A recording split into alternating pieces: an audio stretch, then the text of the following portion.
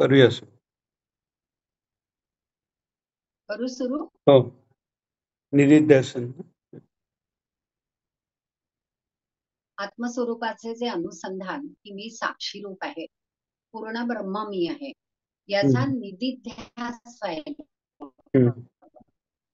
निधिध्यास म्हणजे साक्षात्कार नाही, पण साक्षात्काराच्या जवळ जवळ असलेली ज्ञानभूमिका आहे. हा, आता श्रवण हे सुद्धा ज्ञान भूमिका आहे. हो, मनन चिकित्सा करणं ही सुद्धा ज्ञान. आवाज जातो. हा, आता इथे म्हणजे जे श्रवण मनन निधिध्यासन धारणा ध्यान आणि समाधी किंवा याच्यात योगाभ्यासात पण आसन प्राणायाम प्रत्याहार धारणा ध्यान समाधी. तर प्रत्याहार आणि निधिध्यासन हे दोन्हीच हे कसं आहे की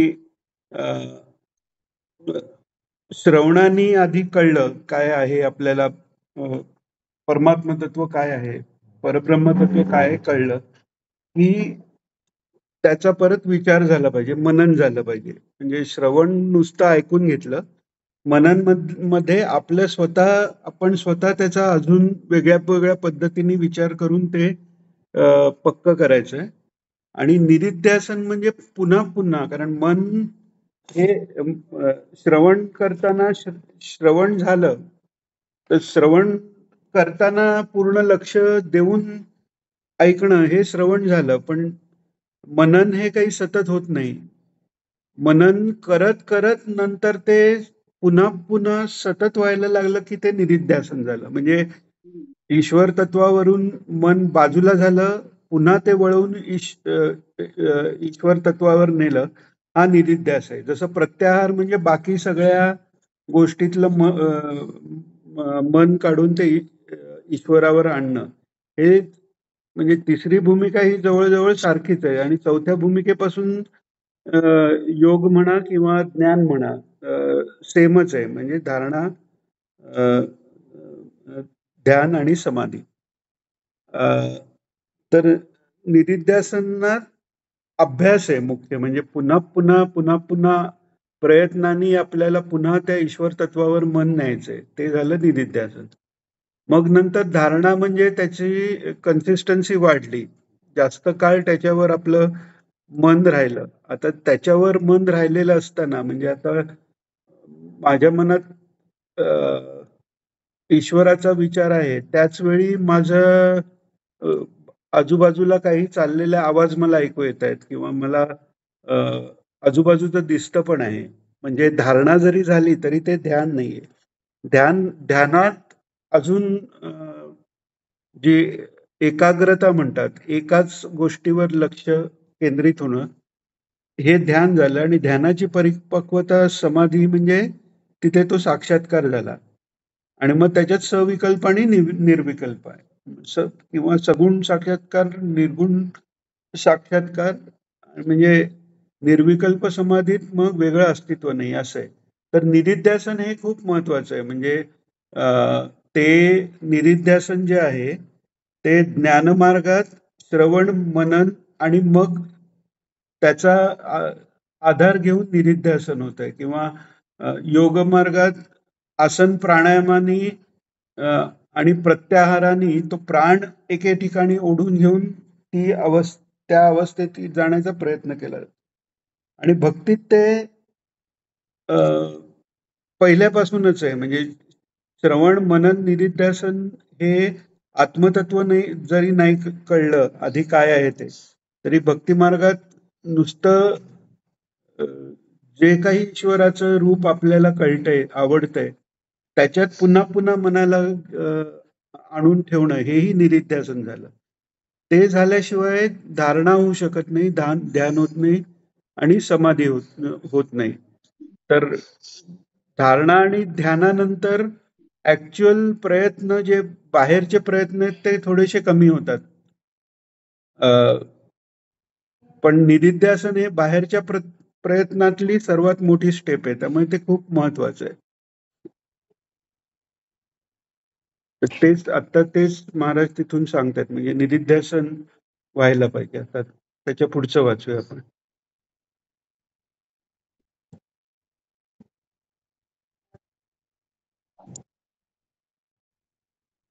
मनन चिकित्सा करणं ही सुद्धा ज्ञानी भूमिका आहे. त्याच्यानंतर मनाचा लय झाल्यावर आत्मस्वरूपाचं अनुसंधान करणं ही तिसरी भूमिका आहे. याच्यातून आपलं अंतःकरण अखंड त्या परमेश्वरी अवस्था आहे आणि समाधीतून पुढे साक्षात्कार होतोय. तर या अवस्थेमध्ये पोहोचण्यामध्ये येणारी जी असंख्य विघ्न आहेत त्याचं निरसन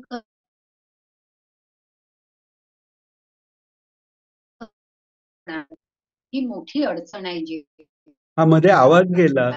मध्येच आवाज. आपण असं समजतो आपण, पण तसं नाही. येत नाहीये. हा, मध्ये ब्रेक झाला आवाज. आवाज येत नाहीये. हा, मध्ये येत नव्हता थोडासा. हो का? एक मिनिट. जरा एकच मिनिट. वायफाय कनेक्शन हॉल मध्ये असतं त्यामुळे माझी बुद्धी आहे, माझी इंद्रिय आहेत असं समजतो आपण, पण तसं नाहीये. जेव्हा शरीराला वेदना होतात तेव्हा त्याकडे आपण दुर्लक्ष करू शकत नाही. सर्पदंश झाल्यावरही मोठे महाराज समाधी लावून बसत होते. एकदा तर 8 तास बसले म्हणे, पण तसे तरी आम्हाला कुठे जमताय. राजेश्वर शास्त्री द्रविड एकदा ग्रंथालयामध्ये जाऊन बसले की 2-2 दिवस बसत असत. अन्न पाण्याची आठवणही येत नसे त्यांना. आनंद आहे, विद्यानंद स्वतंत्र आहे. इंद्रियानंद जरी लोकांना मोठा वाटला तरी तो अगदी अल्प अस्थिर आहे. पण विषयापासून देहापासून मन परावृत्त करण्याची तयारी पाहिजे. ईश्वर दयाळू आहे. भक्तांचं कल्याण करण्यासाठी निरनिराळे अवतार पण झाले आहेत. एक मिनिट. आपलं हे आपण 76 पासून सुरू केलं हे बरोबर आहे, पण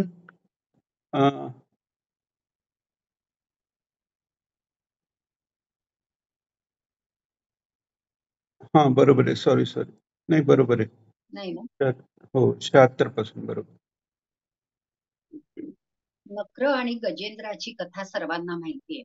एक नक्राने मिनिट. काय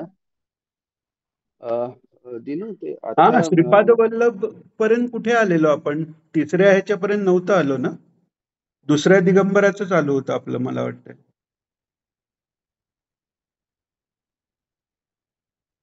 पहिला दिगंबरा झालेला आणि दुसरा दिगंबरापर्यंत आलेलो. मला वाटते 75नी सुरुवात आहे. एक पान स्किप झालं. हा, एक पान स्किप झालं, कारण तुमचा पान नंबर चेक करा जरा. हा, 76 नाही, 76 नाही, 75. आपण दुसऱ्या दिगंबरापर्यंतच पोहोचलेलो. श्रीपाद वल्लभ नाम प्राप ही ते कुठे झालेलं आपलं? श्रीपाद वल्लभ हे त्याच्यामध्ये घेतलेलं आहे. निर्गुण निराकार असं जे परमात्मा तत्व आहे, हा, ते नाही झालेलं. दुसऱ्या दिगंबरापर्यंत ते मायातीतमला थांबलेलं आपण. हो, ते यदा. हो, त्यात तो श्लोक आलेला नाही का? ते मग हा, यदादित. हा, आणि मायातीतम पासून म्हणजे दुसऱ्या दिगंबरात. हा, ते आपण मागच्या वेळी यदादित्यगतम ते जो जगत भासय ते खिलम यच्चग्नी ते तिथपर्यंत आलेलो. म्हणजे आदित्य, सूर्य, चंद्र, अग्नी याचं तेज माझंच आहे असं समज हे भगवंतांनी सांगितलं, तिथपर्यंत आलेलो. आणि त्याच्यामुळे ते तेज म्हणजे आपल्याला प्रकाश दिसतो हे बाह्यरूप झालं, पण तेज जे आहे ते ज्ञापक ज्ञानाचं तेज आहे. म्हणजे प्रकाशाने भौतिक पदार्थ प्रकट होतात, पण त्याच्या मागचं जे तत्व आहे ते सवितृ तत्व आहे. म्हणजे जे महाराजांनी ते पंचायतन योगाबद्दल जे प्रवचन झालंय महाराजांचं, त्याच्यात त्यांनी सांगितलेलं की पंचायतन पूजा ही कशा करताय किंवा यज्ञ, तर ईश्वराचीच, भगवंताचीच ही अ, 5 रूप वेगवेगळ्या कार्य करतायत. त्यातलं पहिलं सवितृ रूप आहे ते बुद्धी प्रकाशक आहे. म्हणजे बुद्धी अ, हे तत्व प्रकाशित झालं पहिल्यांदा. कारण दगड धरला तर त्याच्यात ते बुद्धी तत्व तितकं प्रकाशित नाहीये. जे मनुष्य रूपात खूप जास्त प्रकाशित आहे. तर ते सवितृ रूपाने भगवान करतात. तर ते ते म्हणजे ते सवितृ रूप आणि तेच आनंद रूप आहे. म्हणजे भगवान स्वतः आहेत. आता त्या पंचायतनामध्ये सांगायचं झालं तर सवितृ रूपाने बुद्धी प्रकाश होतो. त्याच्यानंतर गणेश रूपाने त्या बुद्धीची विघ्न दूर होऊन त्याच्यात आनंदाची किंवा परमात्म तत्वाची योग्यता प्राप्त होते. कारण बुद्धी प्रकाश जरी झाला तरी त्या बुद्धी चुकीच्या ठिकाणी चालू शकते. म्हणजे अ, दुर्योधनही महाराजांनी म्हटले की तसं म्हणायला गेलं तर दुर्योधन ही बुद्धिमान आहे. कारण त्याची मनाची अवस्था नाहीये. निर्णय झाला की तो म्हणजे मनाचा एक ठाम निश्चय असला की ती बुद्धी होते. त्या दृष्टीने दुर्योधन बुद्धिमान आहे. पण ती कुबुद्धी आहे.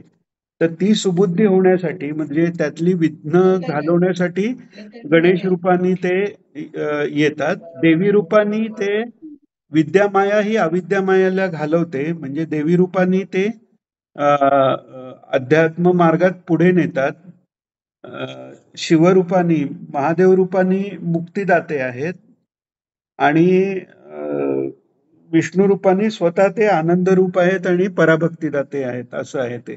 तर इथे त्यातलं जे पहिलं रूप आहे सवितृ रूप प्रकाशक तेही सच्चिदानंदाचंच म्हणजे तोच सच्चिदानंदाचा जो ज्ञान म्हणजे चित स्वरूप जे आहे ते ज्ञानरूप जे आहे ते ज्ञापक असा तो प्रकाश बाहेरून दिसतो. तसाच तो ज्ञापक प्रकाश वेदांच्या स्वरूपात पण आलेला आहे ज्ञानाच्या मार्गाने. ते ते तत्व हे सर्वव्यापी आहे. जसं आपण म्हणतो ना की पाप पुण्य काय चाललंय त्याचे साक्षीदार सूर्य आणि चंद्र असतात. कारण त्यांचा प्रकाश सगळीकडे पोचतो. ते भौतिक ह्याच्यात झालं. तसा हा परमात्मा सर्वव्यापक असून सर्वव्यापी आहे आणि म्हणून तो सर्वज्ञ आहे. तर ज्ञान आणि प्रकाश याचं मूळ रूप जे आहे ते हे सच्चिदानंद रूपच आहे. तर तसा तो परमात्मा सर्वव्यापी आहे. म्हणजे पहिल्या दिगंबरांनी तो आत्मतत्व झाला. पण ते आत्मतत्व दुसऱ्याच्यात पण आहे, तिसऱ्याच्यात पण आहे असं म्हटल्यावर ते अनेकत्व त्याला प्राप्त होऊ नये म्हणून दुसऱ्या दिगंबरांनी हे सांगितलं तेच व्यापक तत्व आहे. म्हणजे हे यदादित्यगतम तेजो हे याचं उदाहरण देण्याचं कारण असं आहे की भगवानांनी म्हटलं की सूर्याचा प्रकाश हा माझाच आहे. तर मग चंद्राचा प्रकाश वेगळा का? तर चंद्राचा पण प्रकाश माझाच आहे. मग अग्नीचा प्रकाश वेगळा का? तर तोही माझाच आहे. म्हणजेच काय जो काही सगळा प्रकाश आहे तो एकच आहे आणि तो माझाच प्रकाश आहे.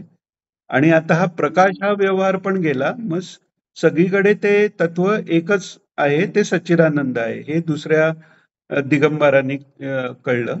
आणि त्याच्याबरोबर त्यांनी हे सांगितलं की मायातीतम आहे. म्हणजे पहिल्या दिगंबराच्या वेळी ते आवरण झालेलं दिसतं. म्हणजे अध्यास त्याच्यावर आहे असं भासतंय. पण दुसरा जो दिगंबर आहे त्याच्यात मायातीतम म्हटलेलं आहे. म्हणजे तो पहिल्या दिगंबरात निदान आवरणाचा रेफरन्स आहे. पण इथे तो मायातीत आहे. मायातीत असल्यामुळे आता माया जी आहे त्याच्या आत त्रिगुण आहेत. त्या त्रिगुणांतून पंचमहाभूत निर्माण झालेत. त्यातच आकाश पण आहे. म्हणजे आकाश तत्वाच्याही पलीकडे तो आहे. असा तो सर्वव्यापी हा दुसऱ्या दिगंबराने आपल्याला कळतो. म्हणून हे सच्चित सुखघन मायातीतम असं त्यांना म्हटलेलं आहे. आणि सच्चित सुख घन का म्हटलंय? आपण नेहमी सच्चिदानंद असं ऐकतो. आता सच्चित नंतर आनंद न म्हणता सुखघन का म्हटलंय? कारण ते अनुभव रूप आहे. तो आनंद अनुभवाचा आनंद आहे. आणि तो घन आहे. म्हणजे घन कशाला म्हणतात ते आपण मागच्या वेळी इथे थांबलेलो. ते होताना हे एक्सप्लेन करताना वेळ संपली, मग जॉईन नव्हतं केलं असं झालेलं. तर घन कशाला म्हणतात? आता आपण समजा म्हटलं की अ, हवेची घनता कमी आहे म्हणजे हवा विरळ आहे, किंवा एखाद्या पदार्थाची घनता कमी असते म्हणजे काय, तर त्यातले रेणू जे आहेत ते थोडे जास्त लांब असतात, म्हणजे त्याच्यात पोकळी असते. म्हणजेच काय, एखादा पदार्थ जर घन नसला त्याचा अर्थ त्या पदार्थांच्या कणामध्ये अ, मध्ये गॅप आहे. तसं परब्रह्म नाहीये. परब्रह्म एकसंध असल्यामुळे ते घन आहे. म्हणून त्याला सच्चित सुख घन म्हटलेलं आहे. मायातीत, मायेच्या पलीकडे आहे. आणि अशा उद्देशाने त्याला दिगंबरा वदती म्हणून त्याला दिगंबरा असे म्हणतात, असं म्हटलेलं. आणि आता तिसरा अ, श्रीपाद वल्लभ या पदाचं महाराज 75व्या पानावर सांगतील. आता ते सुरू करायच्या आधी एक महत्वाचं असं की आपण मागे पाहिलं की महाराज मंत्र देताना किंवा कोणाला काही सांगताना म्हणायचे, हा महामंत्राचा जप करा, दिगंबरा या महामंत्राचा. तो महामंत्र का? कारण त्याच्यात तत्वमसी म्हणजे तत्व आहे. म्हणजे हे दुसरा दिगंबरा, सर्वव्यापी सर्वव्यापी परब्रह्म झालं. त्वम म्हणजे पहिला दिगंबरा, म्हणजे अंतर्यामी, साक्षीरूप भासणार असं जे आहे ते एक आहे. इतकंच ब्रह्मवाक्य सांगतात. ब्रह्मवाक्यात भक्तीचा आविर्भाव होऊ शकत नाही, कारण तिथे सगुणाबद्दल काही सांगितलं गेलेलं नाहीये, सगुण स्वरूपाबद्दल सांगितलेलं गेलं नाही. आणि हा एकच मंत्र असा आहे की त्याच्यात सगुणाबद्दलही सांगितलं गेलंय. ते कबीरांचं एक हे आहे ना दोहा, ते त्यांना विचारतं, राम म्हणजे तू, रामाची भक्ती तुम्ही करता म्हणजे हा राम कोण आहे? तर ते म्हणतात, जो राम दशरथ का बेटा वही राम घटघट में लेटा. तर हा, आणि मग त्याच्यानंतर तीजे पुढे राम का सकल प्रसारा, हा तीजे राम का सकल पसारा, चौथा राम है सबसे न्यारा. हा आता हा तिजे राम का सकल प्रसारा जे आहे ना, म्हणजे हे दुसरा दिगंबरा झाला. पहिला राम दशरथाचा मुलगा, म्हणजे ते सगुण रूप झालं. हा तीजा राम घट घट में पेठा. हे पहिला दिगंबरा झाला. आणि जगत पसारा म्हणजे दुसरा दिगंबरा झाला. आणि वो राम सबसे न्यारा म्हणून जे इंडिकेट केलेलं आहे ते इथे पुढे येईल की दिगंबरा शब्दात ते सगळ्याचं एकत्र करून वासुदेव सर्वम पर्यंत ते जाते, म्हणजे पराभक्ती पर्यंत चा जो निर्देश कबीरांनी सबसे न्यारा म्हणून जे केलेलं आहे, कारण ते शब्दाच्या पलीकडे, ते या चौथ्या दिगंबरात मोठ्या महाराजांनी सांगितलेलं आहे. तर त्या दृष्टीने हा तिसरा जो दिगंबरा शब्द आहे तो खूप महत्वाचा आहे, कारण त्यांनी भक्तीची व्याख्या होते. महाराजांनी जे म्हणजे प्रवचनात सांगितलेलं आहे की सुहृद सर्व भूतानाम ज्ञात्वा माम श्रांती मृच्छती, हे गीतेत भगवान म्हणतात. म्हणजे काय, तर मी सगळ्या भूतांचा सुहृद आहे, म्हणजे या विचारानेच आपल्याला शांती प्राप्त होते. तर महाराजांनी म्हटले की सर्व भक्ती मार्गाची सुरुवातच ह्याच्यातनं आहे की तो आपला सुहृद आहे. म्हणजे पूर्वी म्हणजे लहानपणी मला असं वाटायचं की आपण महाराजांवर प्रेम करतो, पण ते तर काय, त्यांना काय भावभावना काही नाही, म्हणजे त्यांना काय आपल्याबद्दल प्रेम वाटायचं कारण नाही. तर ते तसं नाहीये. ते नंतर ह्यातनं कळलं की सुहृद सर्व भूतानाम आहे. आपल्याला त्यांच्याबद्दल प्रेम वाटतं कारण त्यांना आपल्याला वाटणाऱ्या प्रेमाच्या, म्हणजे अनंत प्रेमाचा थोडासा अंश आपल्याला प्राप्त होतो, तेव्हा आपल्याला त्यांच्याबद्दल प्रेम वाटतं. हे आता थोडंसं विषयांतर आहे, पण त्याच्या दृष्टीने एक गोष्ट आठवली, कदाचित मागे आपल्या सेशनमध्ये सांगितली की नाही आठवत नाही मला, सांगितली असेल कदाचित, पण इथे ती सांगावीशी वाटते. म्हणजे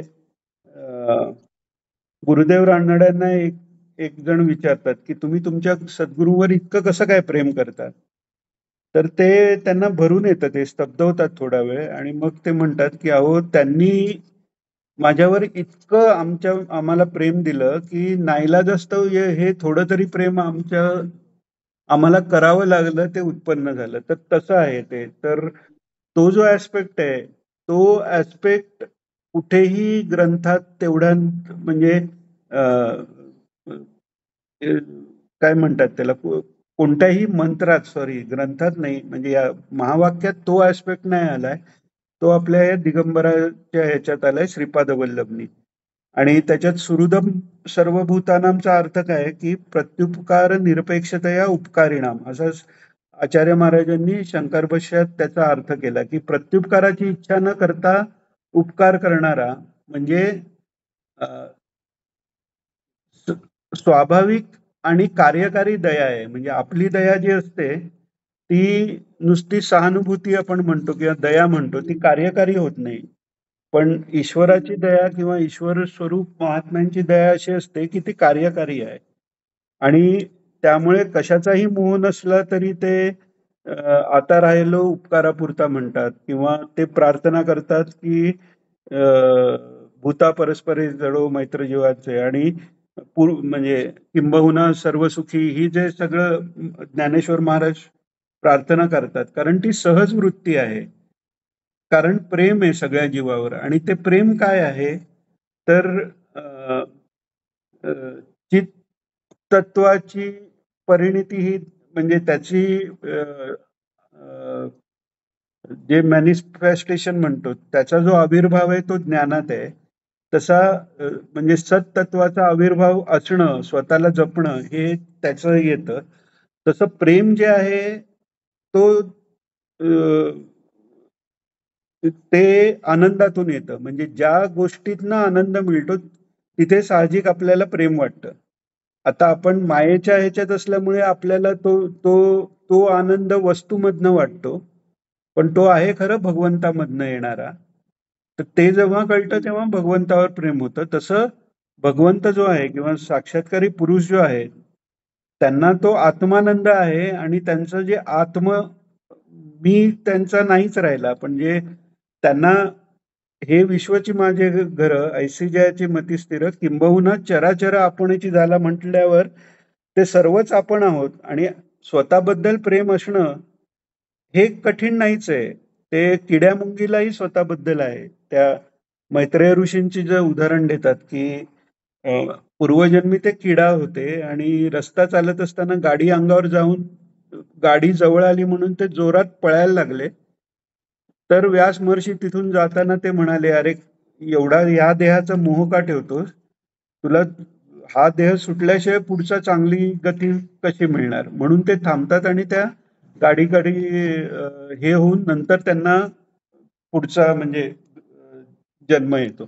तर सांगायची गोष्ट अशी की ते आनंद स्वरूप सगळंच आहे, त्यामुळे सगळ्यावरच प्रेम आहे.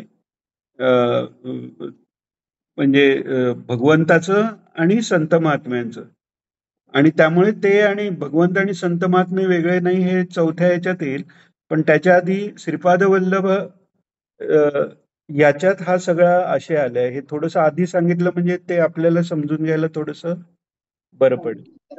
आपण वाचूया आता 75. श्रीपाद वल्लभ हेही त्याच्यामध्ये घातलेलं आहे. निर्गुण निराकार असं जे आत्मतत्व आहे, ते परमतत्व साक्षी रूपाने आधी दाखवलं गेलं. पुन्हा सर्व साक्षी सर्व व्यापी अशा परिपूर्ण रूपाने त्याचे प्रगटीकरण केलेले आहे. अगोदर साक्षीचे अनुसंधान केले. म्हणजे अहम पहिल्या ब्रह्म म्हणजे दिगंबराचे. हा पहिल्या म्हणजे अहम साक्षी असा मनाचा अभ्यास होण्याकरता मनाचं सहाय्य फार पाहिजे. आणि हे मनाचं सहाय्य होण्याकरता शास्त्रकारांनी बाकीची साधने सांगितली आहेत. त्यासाठी भक्तियोगाचा पुरस्कार महाराजांनी या ठिकाणी केला आहे. श्रीपाद श्री वल्लभ हे जे सगुण स्वरूप व्यक्त झालं, श्रीपाद श्री वल्लभ ज्या स्थानामध्ये राहिले त्या स्थानात राहणाऱ्यांची ही इष्टसिद्धी होते. श्रीपाद वल्लभ ज्या स्थानात राहिले त्या स्थानात जर साधकाने निवास केला तर यज्ञ, तप, दान इत्यादी करून मिळणाऱ्या फलापेक्षा कितीतरी अधिक पट फळ त्याला मिळतं. हा, आता त्याची इथे प्रगती जास्त. इथे दोन गोष्टी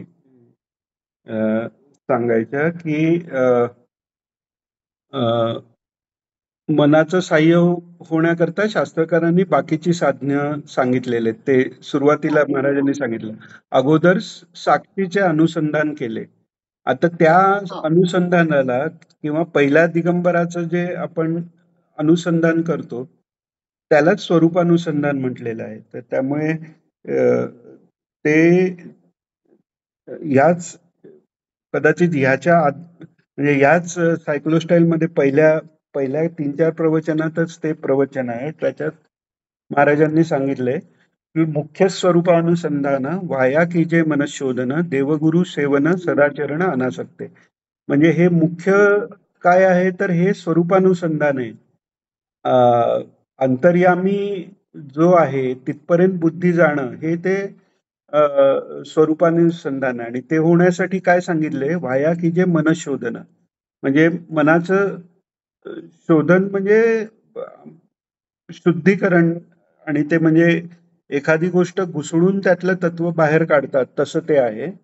आणि ते बुद्धी मनशोधन म्हणजे लिटरली ते मनाने सतत तो विचार आणि हे करून ते म्हणजे बुद्धी स्थिर होणं याला मनशोधन हे सांगितलेलं आहे. आणि वाया की जे मनशोधन देव गुरु सेवन सदाचरण आणि अनासक्ते म्हणजे देवांचं गुरूंचं सेवन सदाचरण करणे आणि अनासक्त राहणे. सत आचरण म्हणजे कोणत्याही असत पदार्थापासून लांब होण्यासाठी जे जे आचरण उपयोगी पडतं ते सद आचरण झालं.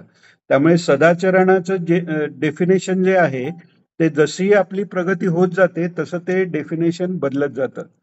जर आधी समजा बाहेरून कोणी आलंय आणि त्याला मी घरात अतिथी आहे आणि त्याच्याशी बोलतोय तर ते सदाचरण आहे. पण माझं ब्रह्मानंदी टाळी लागली आहे तर त्या अतिथीशी ते सोडून मी अतिथीशी बोलायला जाणे हे सदाचरण होणार नाही. ते रिलेटिव्ह झालं. म्हणजे कारण अतिथीशी ला रिसीव्ह करायचं का तर त्याच्या अंतर्यामी भगवंत आहे तो प्रसन्न व्हावा म्हणून.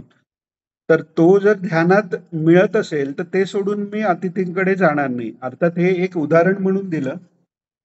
ज्याची जशी श्रद्धा त्या मार्गाने तो पुढे जातो ही वेगळी गोष्ट आहे. तर सांगायचं काय तर सदाचरण आणि अनासक्ती ही त्याच्यात मुख्य त्यांनी सांगितलेली आहे. एक मिनिट माझं बंद झालं, पान गेलं. एक मिनिट. अरे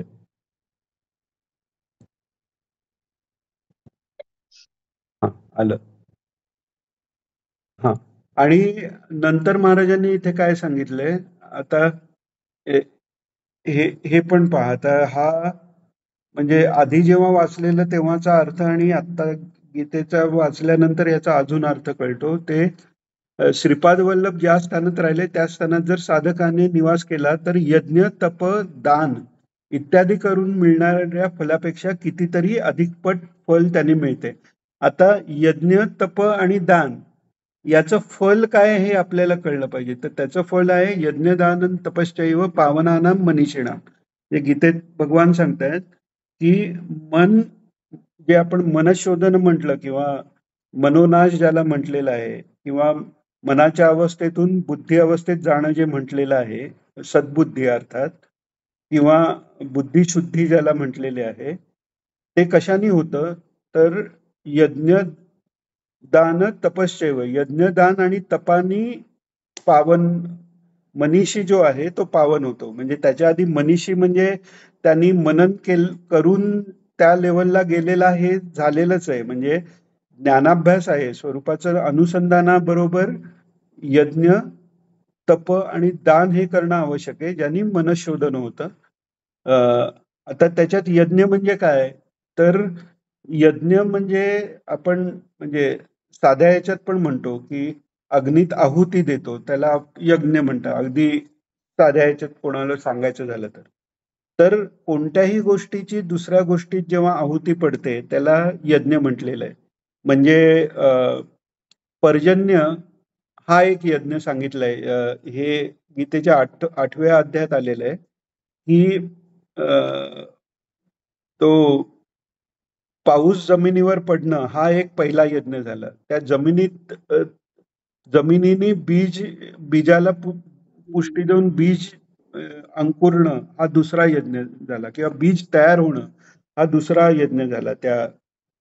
पहिल्यांदा रोप अंकुरणं हा एक यज्ञ झाला. त्या रोपाने बीज तयार करणं हा एक यज्ञ झाला. ते बीज पुरुष शरीरात आलं म्हणजे अन्न. आपण उदरभरण हे जाणीजे यज्ञ कर्म का म्हणतो? कारण त्या बीजाची शरीरात आहुती दिली गेली. हा एक यज्ञ कर्म झाला. आता जो जीव आहे तो जीव पुरुषाच्या शरीरात कशातनं येतो? तर तो त्या अन्नातनं येतो. तर त्यामुळे ती आहुती पुरुषाच्या शरीरात झाली. पुरुषाच्या शरीरातून स्त्रीच्या शरीरात जेव्हा हे जातं म्हणजे बीजोत्पादन होतं, तोही यज्ञ झाला. म्हणून भगवंतांनी सांगितले धर्माविरुद्ध भूतानाम कामोस्मी भरतर्षभ.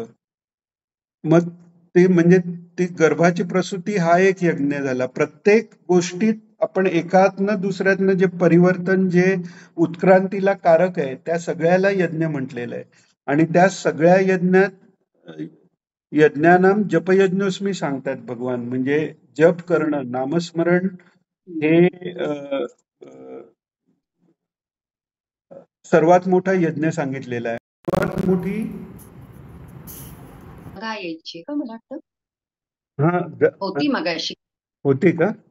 थांबूया एक. हो. हा, तर कुठपर्यंत आलेलो? जपयज्ञ. तर काय सांगत होतो मी? हा, यज्ञानाम जपयज्ञोस्मी म्हणजे जप हा यज्ञ जो आहे तो म्हणजे यज्ञामध्ये जप ही माझी विभूती आहे सांगतात. म्हणजे धर्माविरुद्ध काम ही माझी विभूती आहे, कारण तोही एक यज्ञच आहे.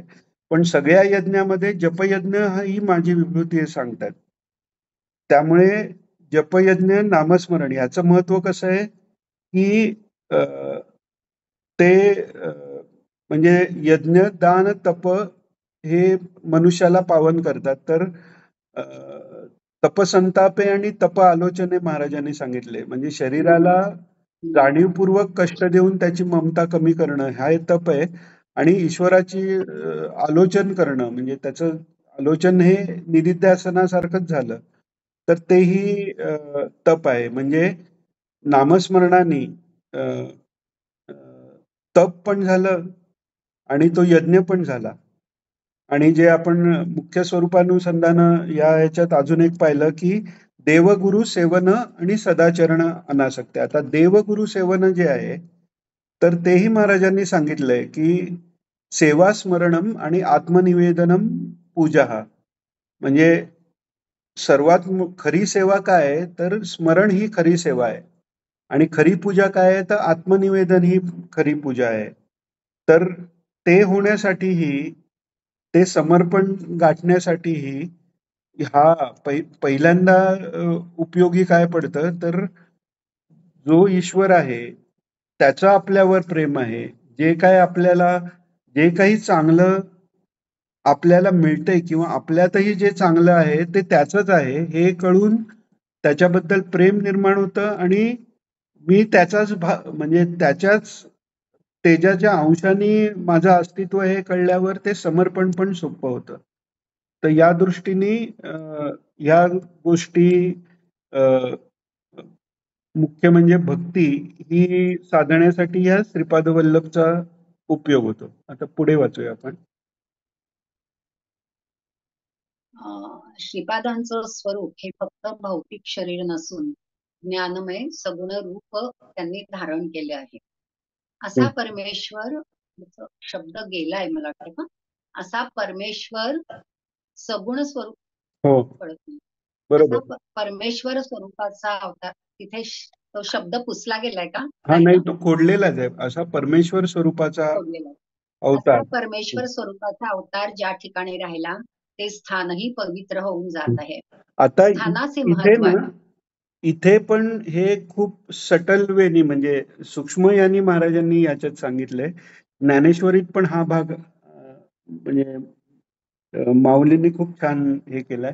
आपण जनरली सगुण स्वरूप म्हटल्यावर आपल्याला चतुर्भुज द्विभुज किंवा कृष्ण स्वरूपात आले किंवा गणपती स्वरूपात आले याला आपण सगुण म्हणतो.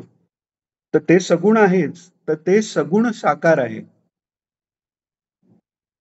म्हणजे निर्गुण निराकार आणि सगुण साकार. निर्गुण निराकार हे दुसऱ्या दिगंबरांनी झालं. आता सगुण जे आहे, सगुण ब्रह्म जे आहे, तर ते साकारही आहे आणि निराकारही आहे. परमेश्वर आपण जेव्हा म्हणतो तेव्हा त्याला परम ईश्वर, ईश म्हणजे स्वामित्व आलं. आता स्वामित्व घेणं हे सच्चिदानंद स्वरूपाचा धर्म नाहीये, कारण ते कार्य अकार्याच्या पलीकडचं आहे. पण सगळ्या जगाचं कार्य चालवणं किंवा विष्णू ज्यांना म्हणतो, तर विष्णू हे काही आपण सच्चिदानंद म्हणत नुसतं तत्व नाहीये. ते सर्वांचे पालक आहेत. तिथे वात्सल्य, भक्तवत्सल, भक्ताभिमानी ते आहेत. हे जे सगळं आहे म्हणजे ते सगुण आहे. आणि ते सगुण आहे आणि ते कधी कधी साकार होतं. म्हणजे पुन्हा इकडे सांगायची गोष्ट अशी की ब्रह्मवाक्याचा अभ्यास करणारे कदाचित कधी शुष्क ज्ञानी होऊ शकतात आणि त्यांचं मनातलं द्वैत पूर्ण जाऊ शकत नाही, कारण ते माया पदार्थ हा वेगळा म्हणजे इनडायरेक्टली काहीतरी ब्रह्मापेक्षा वेगळं मानण्यात त्यांचं हे जातं, किंवा परमेश्वर तत्वाला पण ते मायेच्या आत मांडण्याची त्यांची चूक होऊ शकते. तर इकडे श्रीपाद वल्लभ या नावानी फक्त मूर्त स्वरूपात आलेत असं नाहीये. त्यांनी सुरुवातच केली आहे नक्र गजेंद्र मीव. आता ते पुढे महाराज सांगतीलच त्या ह्याच्यात.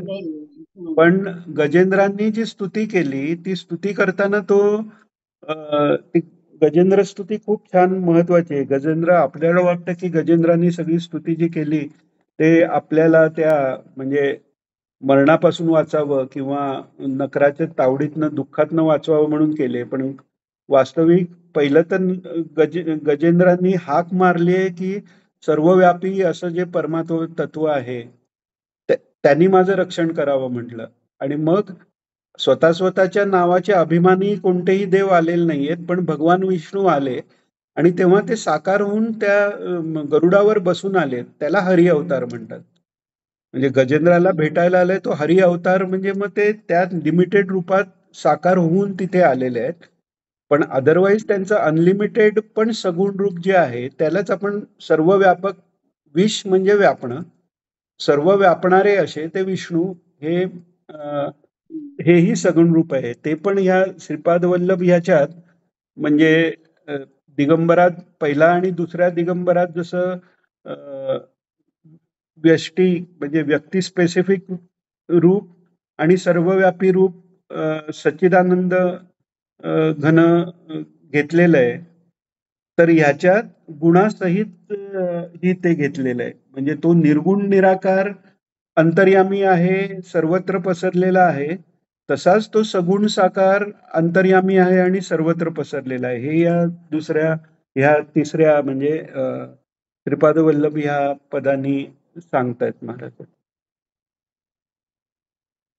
हा, आणि त्यात अजून एक आहे, हे जे सांगितलेलं आहे की भगवान ज्या क्षेत्रात राहिले तर तिकडेही तेच फळ मिळतं. याचं कारण असं आहे की ते क्षेत्र म्हणजे पण एक मूर्तीच्या ठिकाणी भगवंत जसा त्या मूर्तीत व्यापलेला आहे तसा त्या क्षेत्रातही व्यापतो.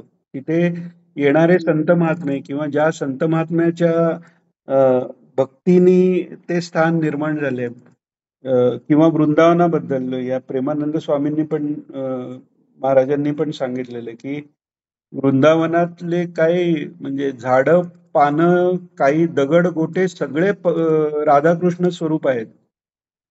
आता म्हणजेच ईश्वराचं सर्वव्यापी तत्व जे घनभूत होऊन मूर्तीत येतं तसं एखादं क्षेत्र ही पण एका प्रकारची थोडीशी व्यापक मूर्तीच भगवंताची आहे. अशा दृष्टीने त्यांनी इथे क्षेत्राचं महत्व सांगितलेलं आहे. म्हणजे आपण जे म्हणतो की तत्वज्ञानात ते अंतर्यामीला समजून घेण्यासाठी घटातलं आकाश, मग घरातलं ते मठातलं आकाश आणि मग बाहेरचं सर्वव्यापी आकाश असं दिलंय. तसं हे क्षेत्राचा परिसर एवढं ते भगवंताचं एक रूप तिकडे आहे. म्हणजे त्या मूर्तीत भगवंत आहे, त्या परिसर मिळून त्याचं अजून एक रूप आहे. त्यामुळे क्षेत्राच्या ठिकाणी अजून अनुभव जास्त येतात काही पटीने. तर यज्ञदान तपाचं जे फल पावन होणं, मन पावन होणं, ते तिकडे कैक पटीने सहजच त्या स्थानात आपलं होऊन जातं असं महाराजांनी सांगितलं. वाचूया आपण. ज्ञानेश्वर महाराज 700 वर्ष झाली समाधी लावून बसले आहेत. तिथे जाणाऱ्या येणाऱ्या लोकांची कार्यसिद्धी कशी होते, त्यांना बातमी कोण पोहोचवतो? सिद्ध पुरुषांच्या या स्थानामध्येच असं काही वैशिष्ट्य निर्माण झालं आहे की तिथे जाणाऱ्या भक्तांच्या मनोकामना पूर्ण होतात. आत्मानुसंधान करणाऱ्या साधकांना निरनिराळ्या विघ्नांना तोंड द्यावं लागतं. पहिलं विघ्न म्हणजे झोप. स्वरूपानुसंधानास बसल्यावर जर झोप आली तर मनाचा लय होतो. कसे काय मग अनुसंधान करायचे? त्यासाठी आहार विहाराचे कटाक्षाने पालन व्हायला पाहिजे. हिताहार, मिताहार इत्यादी पाळले पाहिजे. म्हणजे हा लय दोष उत्पन्न होत नाही. त्यानंतरचा मोठा दोष म्हणजे अनेक प्रकारच्या वृत्ती मनामध्ये निर्माण होत आहेत आणि त्याला त्या विक्षेप वृत्तीतच म्हणतात. माणूस रमून जातो. विक्षेप, लय आणि विक्षेप. हो. वृत्ती निर्माण होणं हा संसार आहे आणि वृत्ती नाहीशी होणं हा मनोनाश आहे. वृत्ती निर्माण होऊन स्वरूपानुसंधानास विक्षेप उत्पन्न करतात. आपल्या अंतःकरणात षटविकारादी दोष किती प्रबळ आहेत याचा पत्ता आम्हाला लागत नाही. प्रत्यक्ष ते विकार प्रगट झाल्यानंतरही ते जाणवत नाही. रसास्वाद हा एक मोठा भयंकर दोष आहे. ज्यांना प्रगती साधावयाची आहे ते रसास्वादाच्या मागे लागत नाही. आपली प्रसिद्धी आपणच आपल्या तोंडाने करायची. व्यवहारात जरी हे उपयोगी असले तरी परमार्थात हा दोष म्हणून मानला आहे.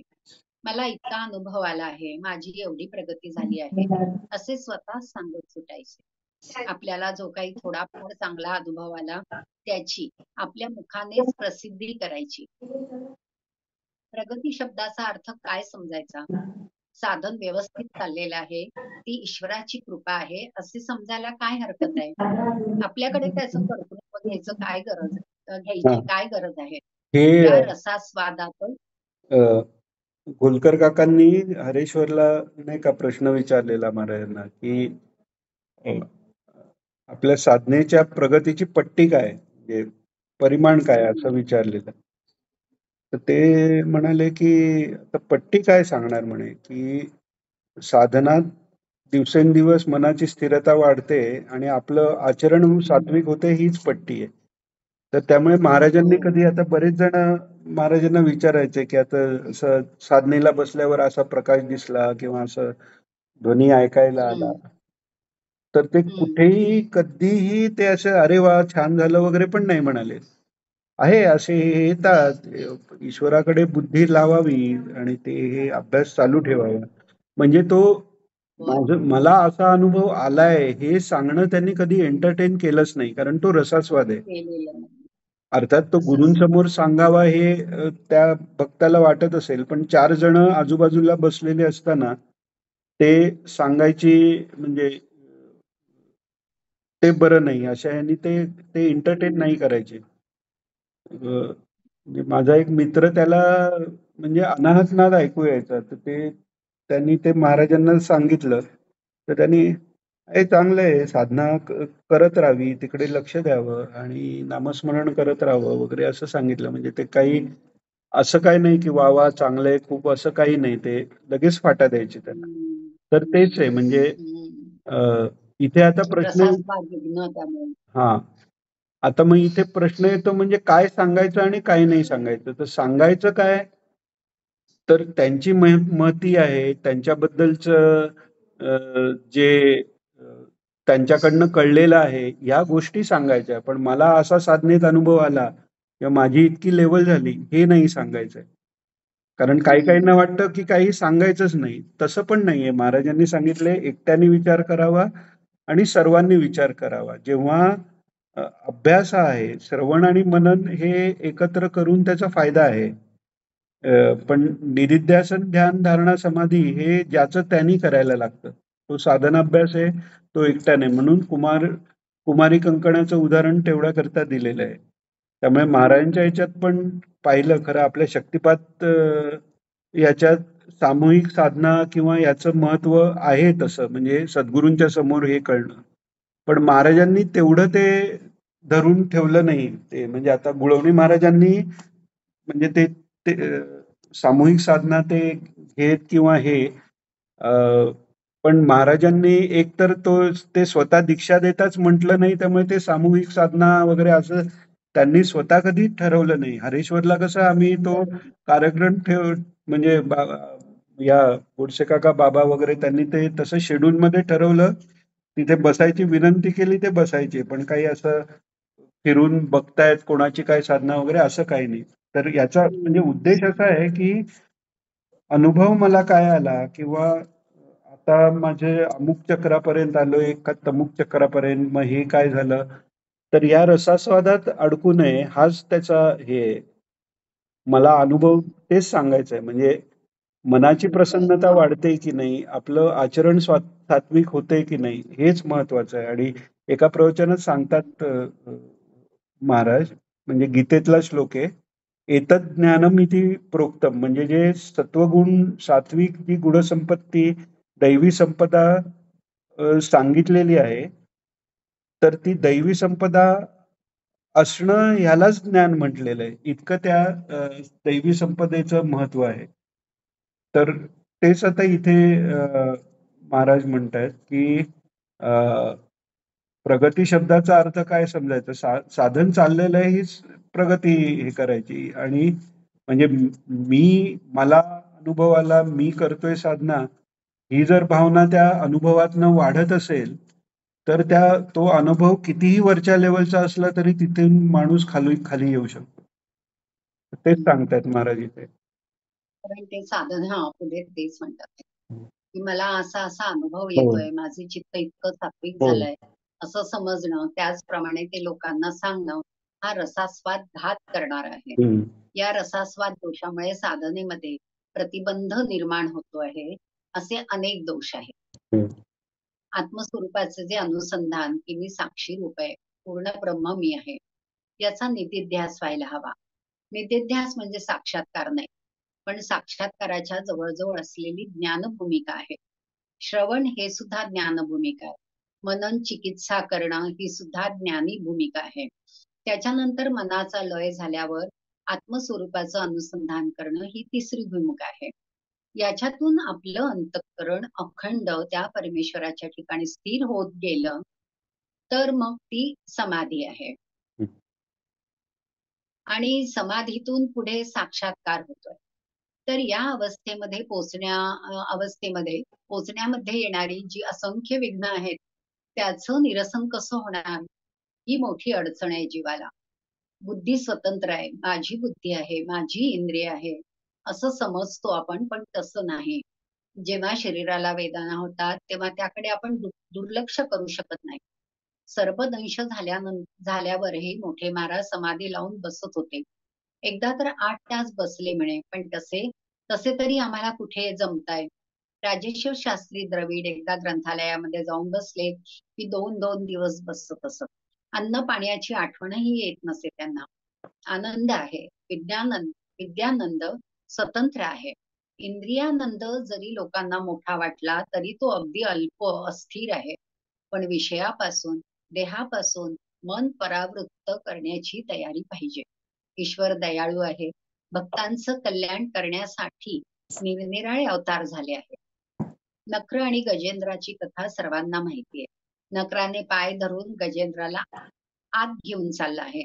गजेंद्राच्या शरीरातील सामर्थ्य संपत आलेले आहे. त्याला कळून चुकलं की आपण काही आता बाहेर येऊ शकत नाही. मग पूर्वजन्मात त्याच्याकडून जे काही आत्मानुसंधान घडलेलं होतं, त्याचं स्मरण करून तो परमेश्वराला शरण गेलेला होता. परमेश्वराची मोठी स्तुती त्याने केली. त्यात परमात्म्याच्या स्वरूपाचं वर्णन त्यांनी केलं आहे. आमच्यासारख्या बुद्धिवाद्याला वाटेल, हत्ती कधी स्तुती करतो का? पण चंद्रलोकापर्यंत बुद्धी म्हणजे बुद्धी जाऊ शकते हे अगोदर कोणी मान्य केलं होतं का? पण ही शक्ती आधी मान्य करावी लागते. त्या शक्तीचा विकास कसा करून घ्यायचा? ती साधना आम्हाला मान्य नाही किंवा सांगण्यावरही विश्वास नाही. हा आपल्या बुद्धीचा दोष न समजता अशक्यच आपण समजतो.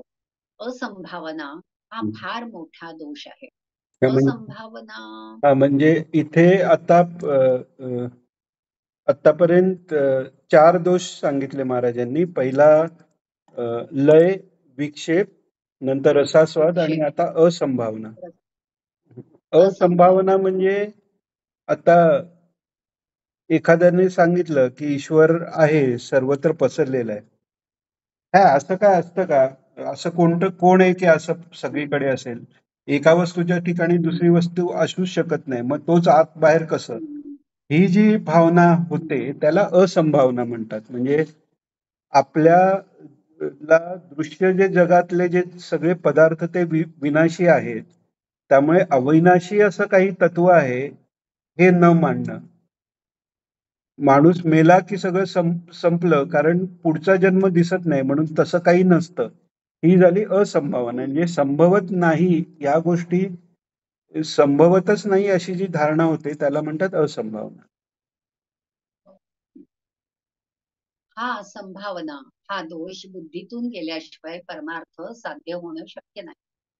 संभावना वाटली पाहिजे, मान्य केली पाहिजे, शक्यतेची भावना निर्माण झाली पाहिजे. म्हणजे मग संशय कमी होतो.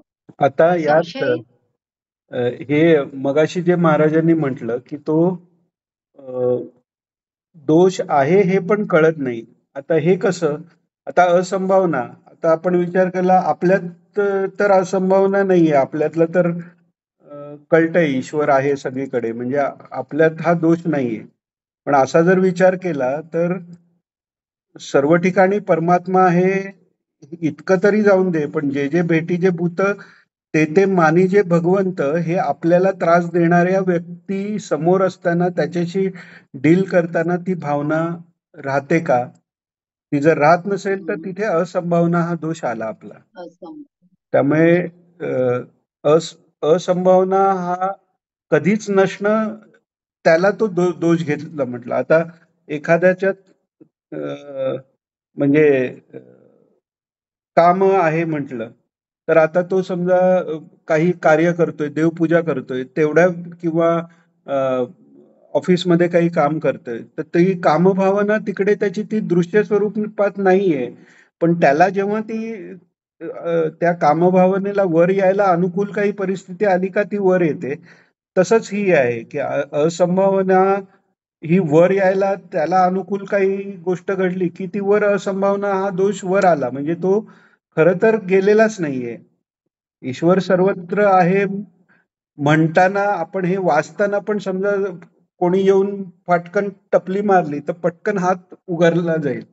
इतकी ती म्हणजे ईश्वर सर्वत्र आहे हे कुठेतरी ती असंभावना जाईल कधी? त्या अनुभव आल्यानंतर जाईल. पण तोपर्यंत ते घालवण्याचा आपल्याला प्रयत्न करायचा आहे हे सांगितलं. संशय 2 असतात, असेल किंवा नसेल. पण बुद्धिवाद्याला यातलं काहीच मान्य नाही. आहेही मान्य नाही, नाही असेही म्हणत नाही. त्यामुळे अर्धवट स्थिती होते. संशयात्मा विनश्यती होईल असे असू शकेल, असे घडणे शक्य आहे.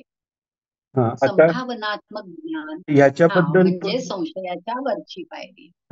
आता इथे पण याच्याबद्दल पण महाराजांनी सांगितलेलं आहे की म्हणजे इथे जे महाराज म्हणतात ना की असेल किंवा नसेल, पण बुद्धिवाद्याला यातलं काहीच मान्य नाही. म्हणजे डाऊटफुल आहे. म्हणजे ईश्वर पूर्ण नाही तोंडाने म्हटलं तरी पण एक काहीतरी शक्ती आहे. अरे एक काहीतरी शक्ती याचंच नाव ईश्वर आहे. त्यामुळे पूर्ण नास्तिक महाराज म्हणाले आपल्या वेदांत्यांसारखा नास्तिक तर कोणी असूच शकत नाही. आणि मग नंतर त्यांनी ते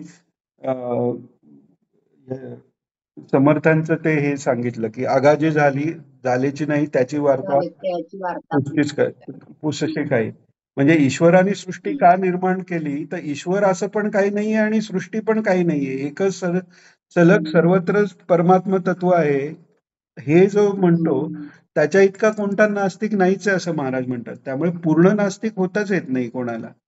त्यामुळे मध्येच अडकलेले आहेत. नावाला बुद्धिवादी आहेत, खरं ते मनाच्या अवस्थेतच अडकलेले आहेत ते लोक असं. आणि त्याच्यानंतर निर्णयात्मक बुद्धी निर्णयापर्यंत जाऊन पोहोचते आहे. असा बुद्धीचा विकास होऊ शकतो. आणि तो जो आहे त्याने मागच्या जन्मामध्ये केलेलं जे साधन आहे त्या साधनाचा त्याला इतका अनुभव आलाय म्हणा, त्या साधनाचं महत्व इतकं आहे म्हणा की या पशुच्या गजेंद्राच्या जन्मामध्ये आलेला असताना सुद्धा त्या बुद्धीवर ते संस्कार कायम असू शकतात. आता इथे बुद्धितत्व संशयाबद्दल जे म्हणालेत ना महाराज, तर ज्ञानाची साधनं सांगताना गीतेत भगवंतांनी सांगितलंय की तद्विद्धी प्रणिपातेन परिप्रश्नेन सेवया उपदेक्षन्ति तज्ज्ञानम ज्ञानिनास तत्वदर्शिना. म्हणजे परिप्रश्न करावे. परिप्रश्न म्हणजे जे सांगितले त्याच्यावरच परत प्रश्न, म्हणजे गुरुंकडे जाऊन त्यांना प्रणिपात करून, म्हणजे सरेंडर करून, खरं तर नुसतं फिजिकल नमस्कार नाही, आणि त्यांना परिप्रश्न करून त्यांची त्या परिप्रश्न रूपाने सेवा करावी. म्हणजे ईश्वराबद्दलची आपण आपल्या गुरुंकडे केलेली विचारणा ही पण ही खरी सेवा झाली. तर कारण ईश्वर स्मरण ही खरी सेवा आहे. तर ते परिप्रश्नेने सेवया मग उपदेक्षन्ति तज्ज्ञानम ज्ञानिनास तत्वदर्शिना. ते जे उपदेश करतात त्या ज्ञानीनी तत्वज्ञान होते. पण हे होण्यासाठी बेस काय आहे तर पुढे सांगतात श्रद्धावान लभते ज्ञानम तत्परच संयतेंद्रिया. हे कोणाला शक्य आहे? म्हणजे सेवा करणं, परिप्रश्न करणं किंवा त्यांचा उपदेश त्यांना द्यायची इच्छा होणं पहिलं म्हणजे, आणि ती दिल्यानंतर त्याची बुद्धीत धारणा होण्यासाठी श्रद्धावान लभते ज्ञानम आणि तत्परच संयतेंद्रिया. म्हणजे श्रद्धावान पाहिजे, तत्पर पाहिजे, म्हणजे पूर्ण त्याच्यात तत्पर केव्हा होतो? निधिध्यासनाने होतो. आणि संयतेंद्रिय म्हणजे इंद्रियाचं संयम म्हणजे तो प्रत्याहार झाला. प्रत्याहार आणि निधिध्यासन हे एकच आहे, कारण इंद्रियापासून मन नाही बाजूला केलं तर ते तत्पर होणारच नाहीये. तर असा जो आहे, असा जर कोणी असेल तर त्याला त्या पहिल्यांदा उपदेक्षन्ति तज्ज्ञानमची पण गरज पडत नाही. आणि महाराजांनी त्याच्याकरता मग ते गिरींचं उदाहरण केलंय की त्याची श्रद्धा आहे, गुरूंची सेवा चालू आहे, बाकी ज्ञान अज्ञान कशाचाही विचार नाहीये, पूर्ण तत्पर आहे तो त्या गुरूंच्या सेवेत, गुरूंच्या स्मरणात तत्पर आहे. त्यामुळे नुसता संकल्प झाला आणि ते पूर्ण ज्ञान त्याच्या म्हणजे मनात प्रकट झालेलं आहे. आणि ते श्लोक म्हणतच ते नदीवरून परत येताना श्लोक म्हणतच परत आले गिरी. तर त्रोटकाचार्य का? हो, तोटक वृत्तात ते आत्मज्ञान म्हणायला लागले म्हणून त्यांना तोटकाचार्य नाव पडलं. तर म्हणून म्हणजे इथे जोपर्यंत संशय आहे ते संशयात्मा विनश्यती म्हणून भगवान सांगतात गीतेत की जसं श्रद्धा हे खरं साधन आहे, तर श्रद्धेच्या विरुद्ध जे आहे ते संशय आहे. संशय आला की गेलं. कारण पूर्ण जर अश्रद्धा जर झाली तर ती पूर्ण अश्रद्धा म्हणजे मग मी पण नाही. जे आपण मागच्या वेळी म्हटलं की देव आहे की नाही हे बाजूला राहून द्या, पण मी आहे की नाही हे याच्याबद्दल तर कोणाला शंका नाहीये ना.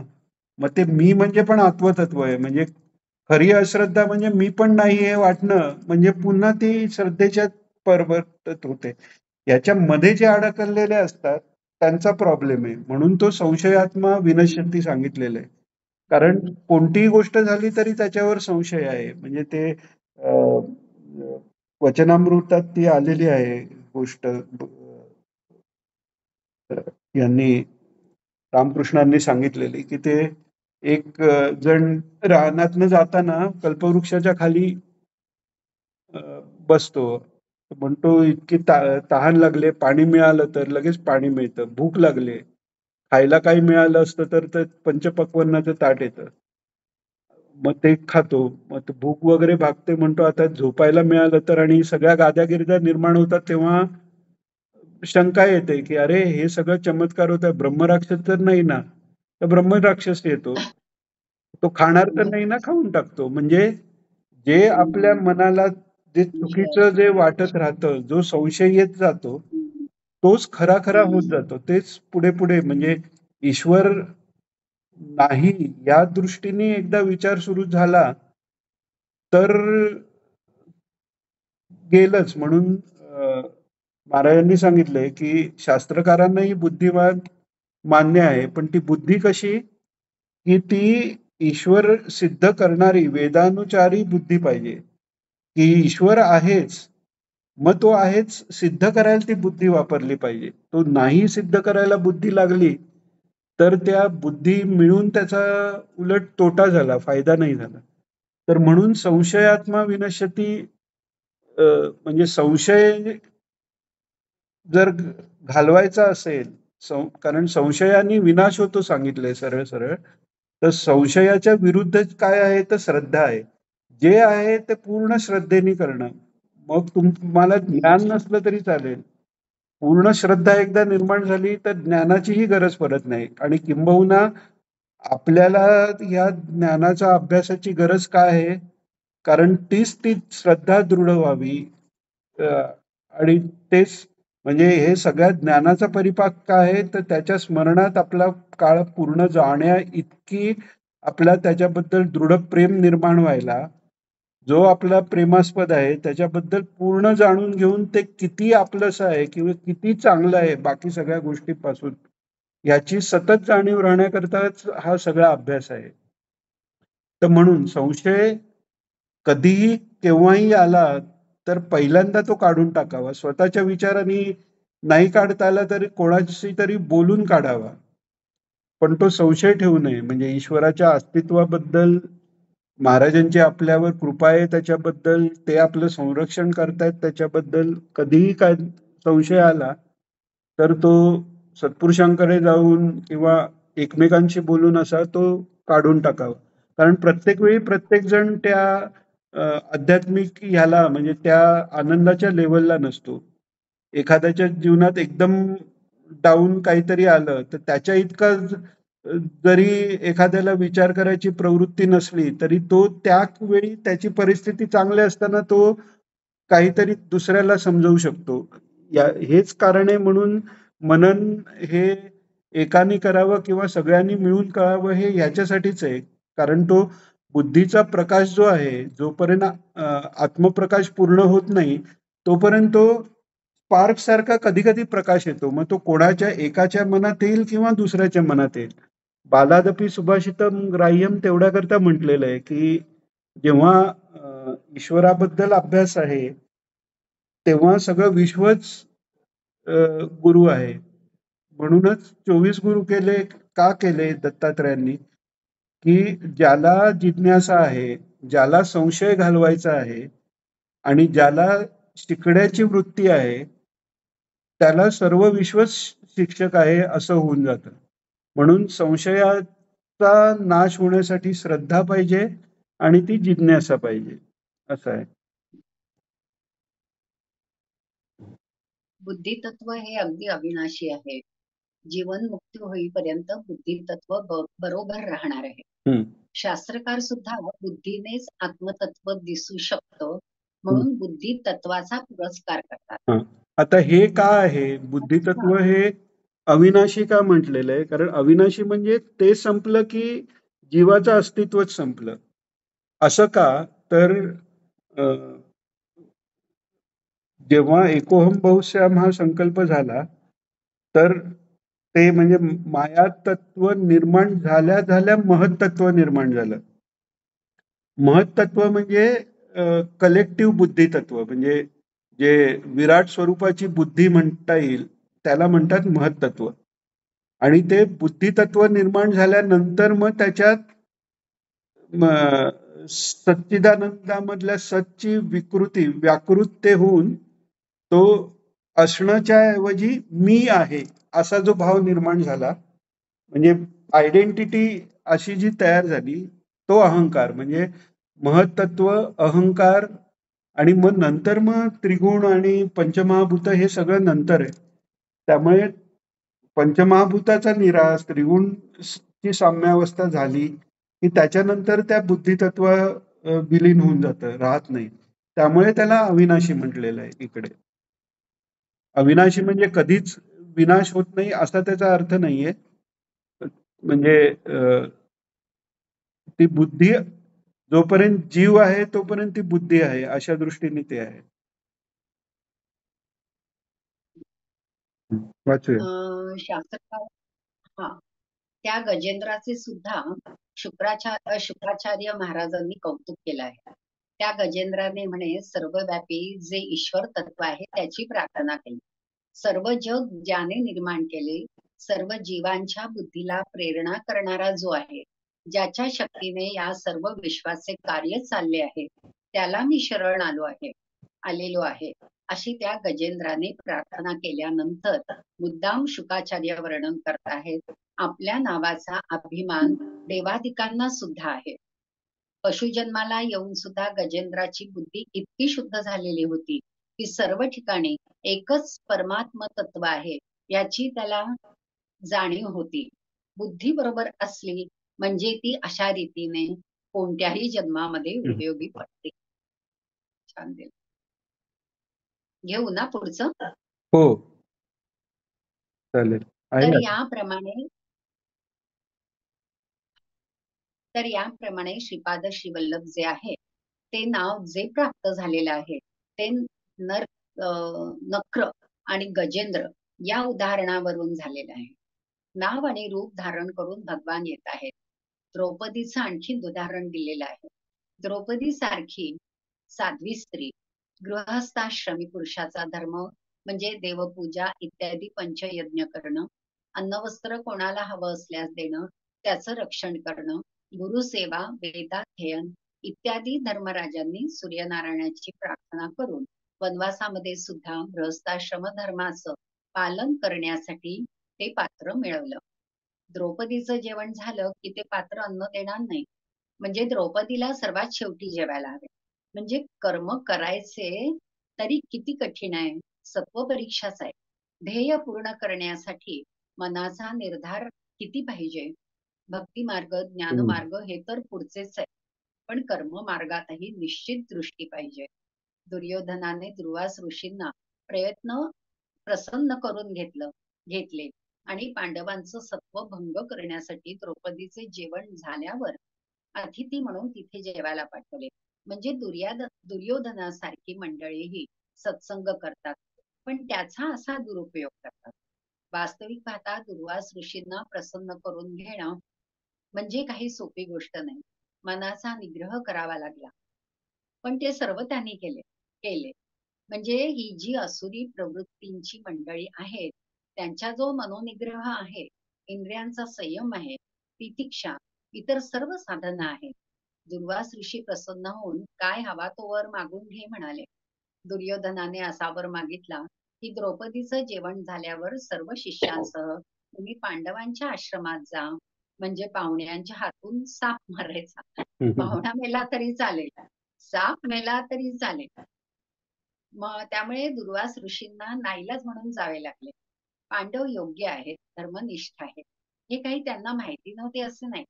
ते त्यांच्या आश्रमामध्ये गेले. धर्मराज मोठा धर्मज्ञ आहे. धर्मराज अरण्यातही अतिथी धर्माचं पालन करीत होता. पण आता द्रौपदीचे जेवण होऊन गेलं असल्यामुळे दुर्वास ऋषी आणि त्यांच्या शिष्य समुदायाला जेवण देणार कसे? न द्यावं तर दुर्वासांचा कोप होऊन शाप देणार ते. पण द्रौपदी ही काही कमी नव्हती. सर्व भगवंताची शक्ती आहे. त्वमेव सर्वम देव देव रामदेव. मम देव मम मम देव गेले देव देव सर्वम केलं. ही जी फार कठीण भूमिका आहे ती द्रौपदीला जमली होती. त्वमेव सर्वम मम देव देव ही जी फार कठीण. वास्तविक पाहता त्वमेव सर्वम मम देव देव ही भूमिका उत्पन्न होणं कठीण आहे. साधनावरती विश्वास असल्यानंतर मी साधन करतो असा स्वतःवरचा विश्वास ज्याचं पुढे अभिमानामध्ये रूपांतर होत आहे. पण द्रौपदीने तळमळीने श्रीकृष्णाचे आवाहन केले आहे. भगवान आलेले आहेत आणि भाजीचे पान भक्षण करून पत्रम पुष्पम फलम तोयम हे स्वतः आचरणात आणून द्रौपदीच्या प्रेमाला महत्व दिलं आहे.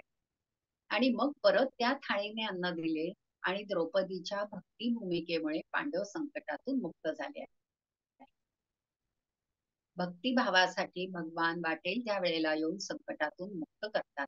अंबरीश राजालाही भगवंतानेच दुर्वासाच्या शापातून मुक्त केला आहे. हे अरे संपलं बरोबर.